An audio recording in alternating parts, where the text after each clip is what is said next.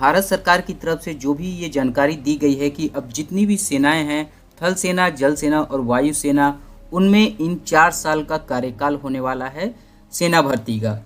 दोस्तों, जैसा कि आपको मालूम है कि हमारे रक्षा मंत्री यानी कि जो राजनाथ सिंह हैं, उन्होंने कुछ दिन पहले ही ट्वीट करके ये जानकारी दी थी कि अब जो है वो सेना में अग्निवीरों का जो कार्यकाल होगा वो 4 साल की सेवा का होगा, जिसमें आपको अलग सेवानिधि का पैकेज एवं liberal death and disability package की भी व्यवस्था कर दी गई है, जिसमें दोस्तों बहुत सारे स्टेट जो हैं इसका विरोध भी कर रहे हैं। लेकिन मैं यहाँ पे आपको इसकी अलग अलग क्राइटेरिया बता दूंगा कि ये आखिर ऐसी स्कीम क्यों लेके आई गई है और इसका उद्देश्य क्या है।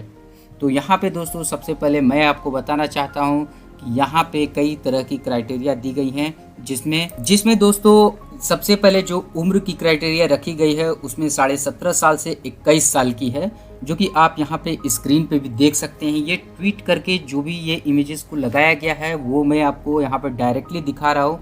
तो यहाँ पे आप देख सकते हैं कि सबसे पहले जो इनका उम्र की जो अवधि रखी गई है वो आपको यहाँ पे 17.5 साल से 21 साल के बीच में है। और यहाँ पे जो अवधि होगी यानी कि आपकी जो भी सेना में आपकी ज्वाइनिंग होगी उसका जो कार्यकाल होगा दोस्तों वो सिर्फ 4 साल का हो। यानी कि जो भी भर्ती की प्रक्रिया होती है वो आपकी वैसे ही होगी, लेकिन ये सिर्फ कार्यकाल इसका 4 साल का हो। और यहाँ पे दोस्तों मैं आपको बताना चाहूँगा कि जो हमारे रक्षा मंत्रालय हैं यानी कि जो रक्षा मंत्री हैं राजनाथ सिंह जी, उनका जो पर्पज़ है वो एम्प्लॉयमेंट को बढ़ाना है और लोगों को रोज़गार देना है। तो यहाँ पे दोस्तों जो कार्यकाल है उसे कम कर दिया गया है कि इसमें सभी लोगों को देश की सेवा करने का मौका मिले।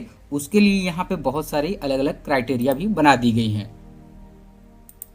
और यहाँ पे दोस्तों मैं आपको एक चीज़ क्लियर बताना चाहता हूँ कि ये सभी जो प्रक्रिया है वो केंद्र सरकार के अंतर्गत में होगी और सभी वर्ग का यहाँ पे नामांकन भी होगा।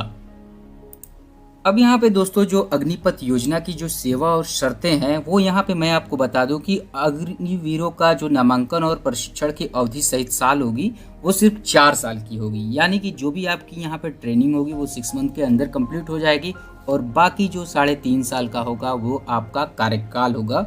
अब दोस्तों मैं आपको बताने वाला हूँ यहाँ पे कि अग्निपथ स्कीम में जो सैलरी मिलने वाली है सेना में जो भी भर्ती होंगे उनकी जो फर्स्ट ईयर की सैलरी होगी दोस्तों, तो यहाँ पे आपको 4.76 लाख का जो एक पैकेज होगा, जो कि मंथली सैलरी आपकी 30,000 के अप्रॉक्स हो जाएगी। तो इसमें दोस्तों आपका पीएफ वगैरह भी कटेगा, जो कि यहाँ पे मैं आपको दिखा देता हूँ कि यहाँ पे पीएफ कटने की भी योजना दी है। आप देख सकते हैं each Agniveer to contribute 30% of monthly package to individual Agniveer corpus fund.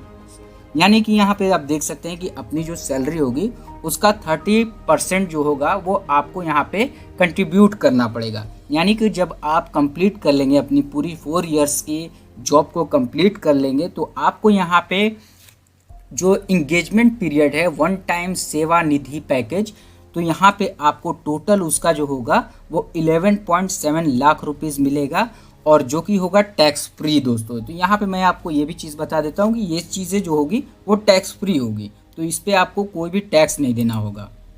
और इंश्योरेंस की बात करें दोस्तों तो यहाँ पे आपका जो इंश्योरेंस होगा वो 48 लाख का होगा। अगर इन 4 साल में अगर आपको कुछ भी हो जाता है तो भारतीय सेना की तरफ से आपके परिवार को ये राशि दे दी जाएगी।